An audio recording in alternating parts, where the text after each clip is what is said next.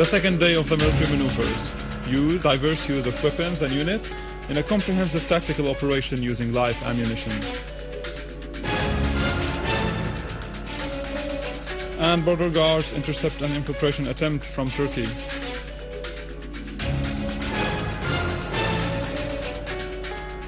Terrorists admit to crimes of murder, torture and abduction in Homs countryside.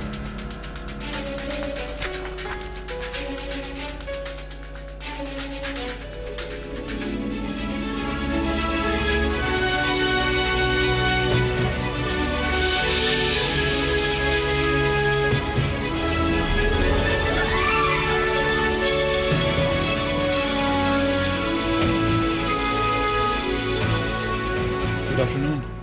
President Bashar al-Assad met with the United Nations envoy to Syria, Kofi Annan.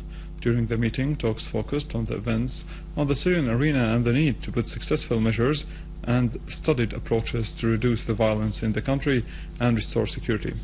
The talks also dealt with the mechanisms that can be adopted by the observers' mission in cooperation with the Syrian government to achieve this goal. The meeting also covered the Geneva conference that aimed at putting the right mechanisms for implementing Annan's six-point plan and creating a suitable atmosphere for dialogue, asserting that the dialogue must be between Syrians and led by Syrians.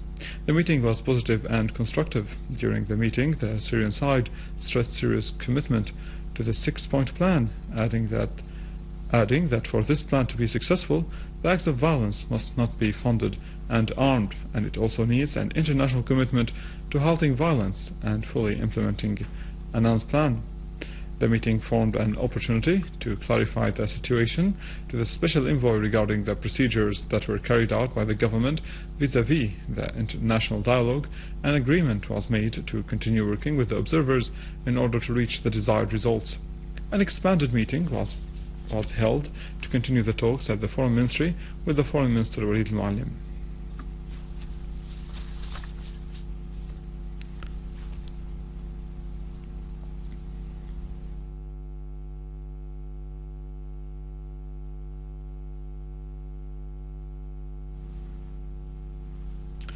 Russian Foreign Minister Sergei Lavrov stressed his country's concern with the implementation of what was agreed on at the Geneva meeting and the immediate end of violence and starting a political process in which the Syrians themselves determine their destiny with the participation of the government and all groups of the opposition. Meeting a Syrian opposition delegation in Moscow today, Lavrov expressed hope for implementing what was agreed upon in Geneva, pointing out that Russia is one of the few countries, if not the only one, that is effectively working with the Syrian government and the various opposition sides for the implementation of the plan of the UN envoy to Syria, Kofi Annan.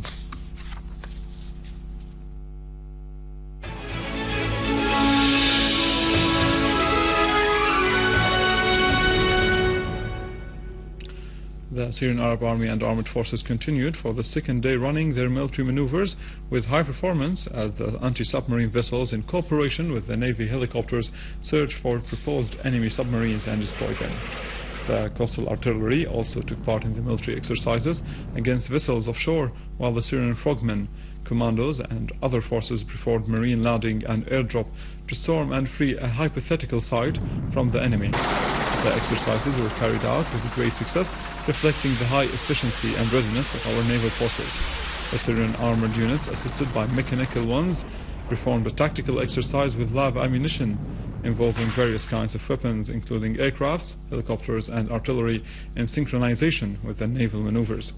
The Syrian Arab armed forces taking part in those military exercises with efficiency and coordination among various units, as well as high morale. Major General Fahad Jassim al-Frij, the Chief of Staff of the Army and Armed Forces, attended the maneuvers along with high-ranking officers at the General Command. Major General al-Frij praised the participants for their professionalism and efficiency.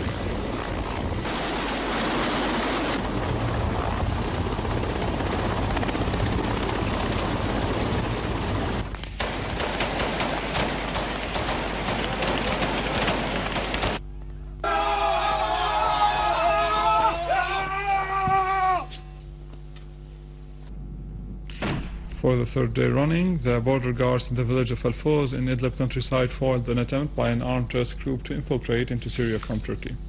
Sources in the governorate announced that the clashes led to the injuries of a number of terrorists who were rescued by other terrorists to the Turkish lands. The rest of the members of the group fled to the Turkish side of the borders.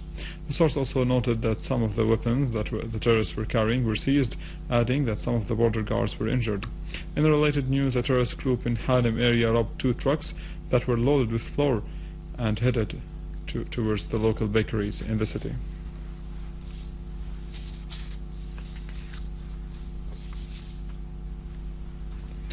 Security forces discovered a tunnel that was used by armed terrorist groups to move between the neighborhoods of Al-Khalidiyya and Al-Bayada through Al-Qahira roundabout in Homs city. An official source said that the tunnel includes explosive devices and an amount of ammunition, indicating that it was used by the gunmen to smuggle and store arms. More stories of committing murders, rape, abduction and smuggling of weapons unfold every day. The upcoming report shows terrorists recounting their tales of carrying out these acts in Homs countryside.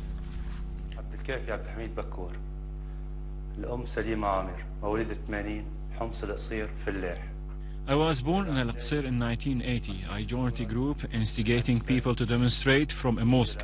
Later, we were tempted with money to carry weapons. We attacked an intelligence office and erected roadblocks in the heart of Al-Qattif. We stopped cars and plundered money from passengers. We kidnapped 2 girls and raped them. I was asked to smuggle a load of weapons from Arsal, Lebanon into Syria. I smuggled 5 such loads to Bab Amr. I found that smuggling weapons was more profitable than attacking people. I befriended Muhyiddin to know where he brought weapons from. He told me that the smuggle came from a group called The Future.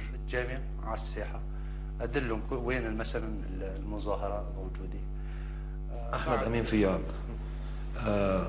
عملي فلاح من حمص القصير قرية الزراعة.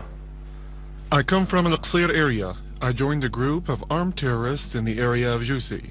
We attacked the military roadblocks. I smuggled in 60 guns with boxes of ammunition from Lebanon for the sum of 25,000 Syrian pounds. We also erected a roadblock along the way of Al-Abudiyye. We robbed the cars and we took money and telephones from the passengers. We also stole things from the passing cars. We took 4 journalists from a person called Saleh al-Atrash and we smuggled them into Syria, and then we introduced them to the head of our group named Amun. هذا محمد القاسم تولد كفر لها 75 والد خديجة. I was born in Kafarlaha in Al-Hawle in 1975. Someone called Khalil asked me to form a group. Together with his colleague from Al-Qasir named Muhammad Sa'ad Shamsuddin, they supplied us with weapons. For every load of weapons we smuggled, we were given a sum of between 10 and 15,000 Syrian pounds. We controlled a cement warehouse and used it as a hideout. We kidnapped 2 girls, but when we failed to rape them, we killed them. I was told to go to As-Sid Zainab in Damascus countryside to meet someone called Abu Abdu. He gave me medicine and 50,000 Syrian pounds in addition to gold bracelets. On my way back, I was captured by a military patrol in Al-Hawle. دخلت عليه أنا والدقاق وخليل بعض أفراد مثل محمد علي وخالد العلي. اسمي سليمان خالد الكردي، مواليد 1990، ابن ماجدة، حمص الكلخ العامرية. I was born in Tel Kalakh in 1990. I worked in smuggling cigarettes and weapons since 2010. Muhammad al-Hassan and Hamoud al-Layli employed me in smuggling the weapons to the armed groups. I brought the weapons from the Lebanese person called Abdullah Arab. These weapons were given to the armed groups in Tel Kalakh, Al-Zara and Al-Hassan. I smuggled 11 loads of weapons. One of them included wireless equipment. I also smuggled in 23 terrorists. For each one of them, I was given 5,000 Syrian pounds. Most of them were settled in Qalat al-Hassan. They were of Lebanese origin.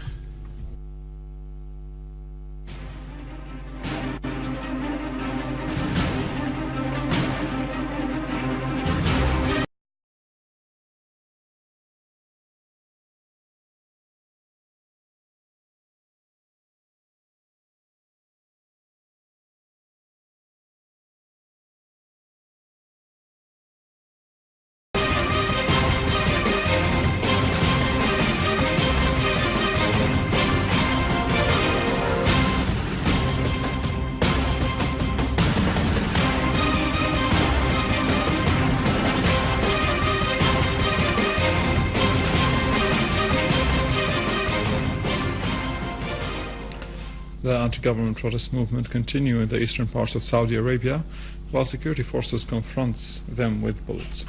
Widespread popular protests have erupted in the eastern Saudi province of Al-Qattif, where thousands have taken part in the wake of the arrest by the Saudi authorities of Sheikh Nimr al-Nimr, the Imam of Al-Awimiyya Mosque.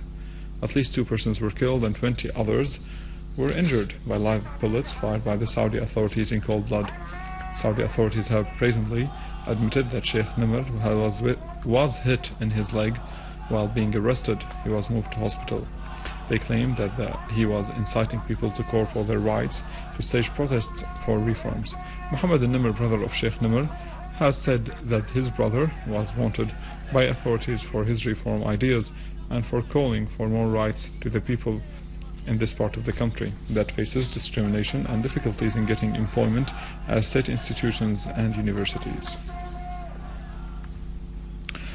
Over to Libya, overrun by chaos and dissent.